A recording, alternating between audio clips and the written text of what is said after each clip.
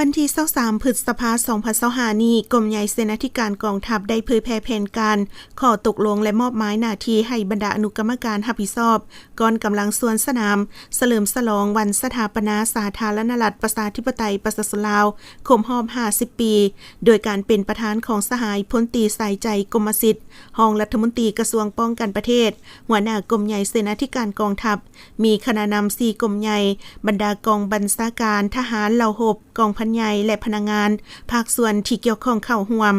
สหายพันเอกภูเงินพรมเมืองหัวหน้ากรมอมหมกรมใหญ่เสนาธิการกองทัพได้ผ่านแผนการข้อตกลงและมอบหมายหน้าที่ให้บรรดาอนุกรรมการรับผิดชอบกองกำลังสวนสนามเฉลิมฉลองวันสถาปนาสาธารณรัฐประชาธิปไตยประชาชนลาวครบรอบ50 ปีวันที่2เดือนธันวาคมปี1975หาวันที่2เดือนธันวาคมปี2025เพื่อเป็นการฮัดแอบกำลังเดินสวนสนามแสดงกำลังรวมถึงอาวุธการประกอบของกองทัพเฉลิมฉลองครบรอบ50 ปีวันชาติที่2ธันวา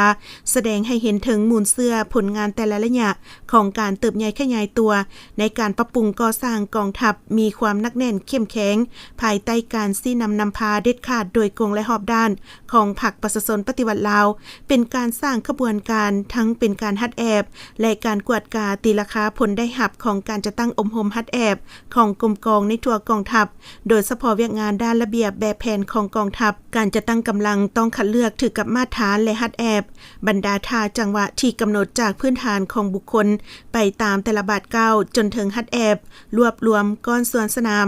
การแสดงออกท่าจังหวะมีความเข้มแข็งเอกภาพและจบงามมีความสง่าผ่าเผยการนุ่งถือเครื่องแบบมีความเป็นระเบียบเรียบร้อยนำใส่เข้าในการเดินสวนสนามมีสีสันสวยงามรับประกันการประกอบด้านต่างๆครบถ้วนและทันเวลาสมกับเป็นกำลังแหงอันแข็งแกร่งของชาติได้รับความไว้เนื้อเชื่อใจจากประชาชนเกี่ยมพร้อมเฮ็ดสำเร็จทุกหน้าที่ที่ชาติและประชาชนมอบหมายให้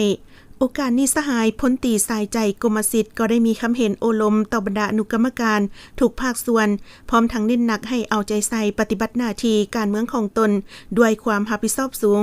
ยกสูงระดับความรู้ความสามารถในการนำใช้เวียกงานให้ถูกต้องสอดคล้องและเอกภาพเป็นอย่างดีเพื่อรับประกันทางด้านคุณภาพและนำไปจะตั้งพันขยายให้ได้รับมากผลสูง